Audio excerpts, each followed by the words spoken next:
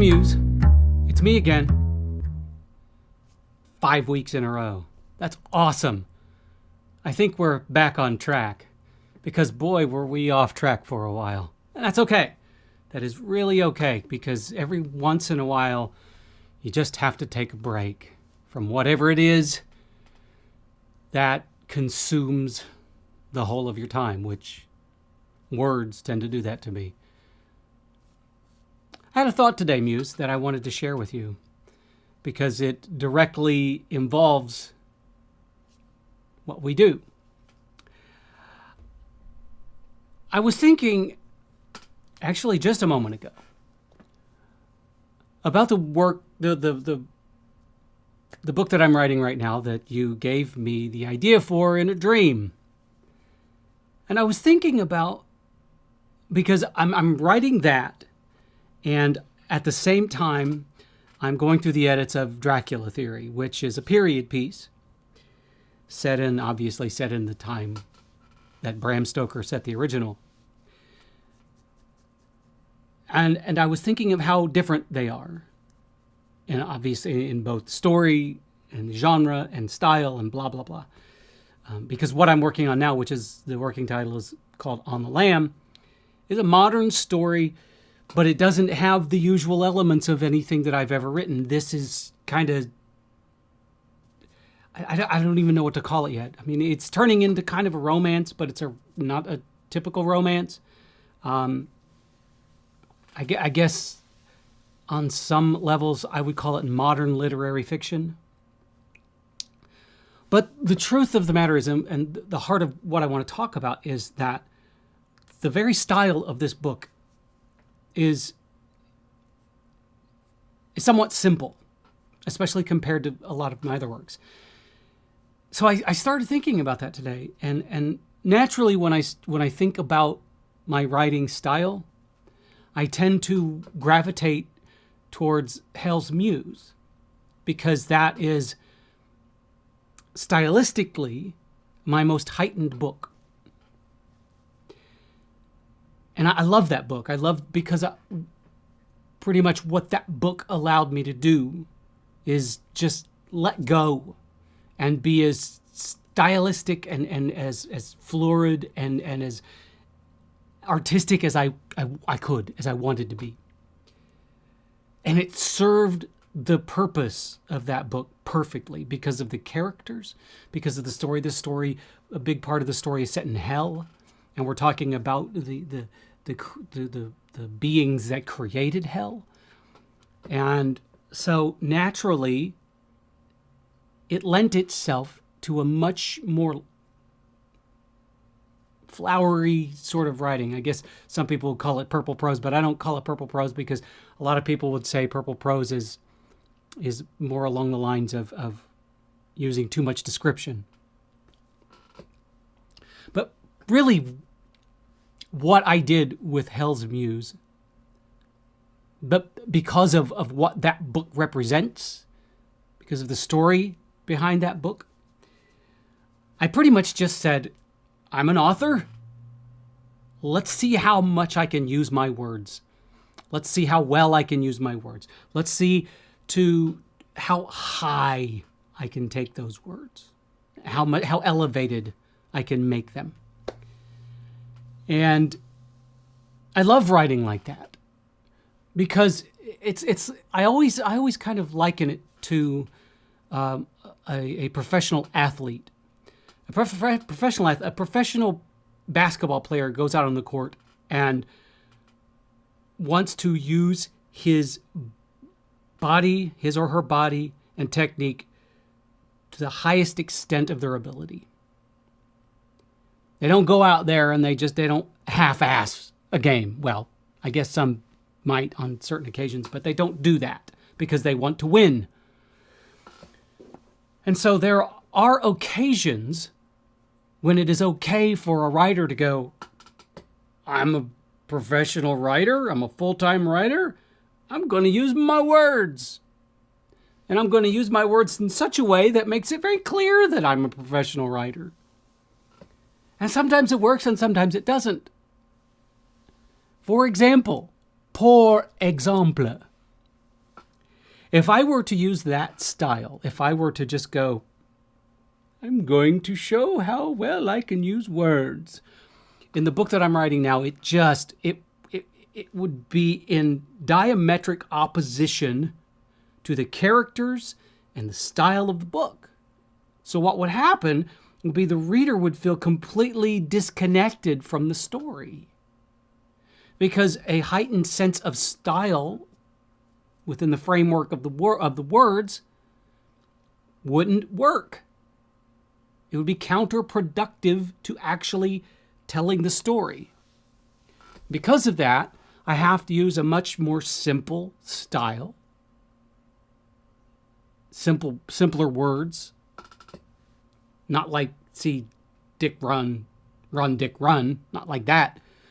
I mean, I can still use my vocabulary, but I have to kind of pull back a little bit. Now, I used to think, and this kind of shows how we grow as artists. I used to think that the idea of pulling back on my artistry was doing my craft a disservice. That was quite a while ago when I used to think that. I used to think that I was beholden to my stories to connect them profoundly with my craft. And the truth of the matter is, I'm really beholden to the reader to tell them a story that is immediate, that they can latch on to, and that might possibly change them a little bit. But ultimately, they just have to be able to enjoy reading it. It has to be a positive experience for them. And when you're writing, especially when you're writing modern, contemporary fiction, people today think a little bit more simplistically than they did back in the day, especially like back in Victorian period. And so ultimately, what you have to do as a writer is you have to match the style of the book with the characters that drive the story, with the plot, and with the universe that you've created. If any of those things become disjointed, the reader is not going to be able to, they're not going to want to finish the book, because they're going to feel a sense of disassociation with something. There's going to be they're going to feel like something is wrong. And they may or may not be able to put their finger on what is wrong, but they're going to know that something is definitely amiss. There is shenanigans going on that have nothing to do with the plot. So all of those things have to kind of blend together to make a cohesive whole that the reader can enjoy. And for any writer out there who feels like, if you're writing something, a piece of contemporary fiction, and you feel like what you're writing is too simplistic, you need to step back and evaluate some things. You need to ask yourself, first of all, are you writing in first person, past tense, or third person, past tense? If you're writing in first person, past tense, then that writing style really does need to key in to that main character. Because if the writing style doesn't fit the main character, then it's not going to work. And if you're writing in third person, past perspective, does the writing style fit the world that you are creating? Does it fit the time period? Does it fit the location? Does it fit the is it too grandiose for the plot? Or does it help to support the plot and drive the plot forward? Because it's very simple, it's very easy to get tripped up by things that prevent your plot from moving forward. It can be added fluff just to extend the word count. It could be characters that don't, whose relationship to one another doesn't work. It could be two-dimensional characters. Or it could be your style. It could be a style that you have chosen to write in for this particular work. It doesn't fit. So if you're writing a contemporary book, use a contemporary style. If you're writing in a period, if you're writing a period piece, write in a period style. Just make sure that it all blends together.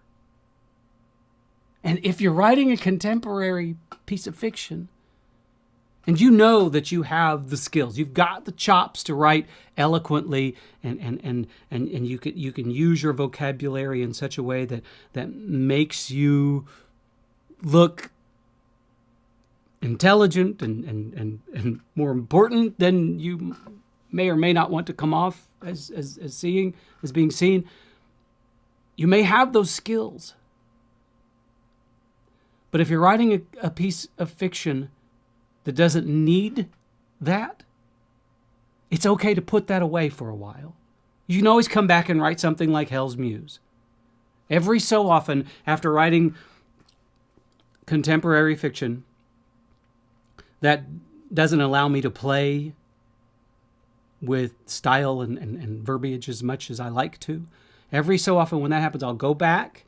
I'll say, okay, it's time for me to write another book in the Nameless Saga, which is what My Muse is a part of. Or a steampunk novel. Something that allows me to go, la, la, la, see how I can write, blah, blah, blah. And it satisfies something in me. But at the same time, it fits what I'm writing. So it's really important to make sure that they all blend together well. Otherwise, you really are doing your book and your readers a disservice. And that's the last thing you want to do. So,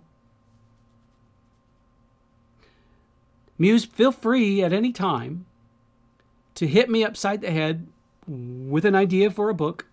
I will take advantage of my ability to write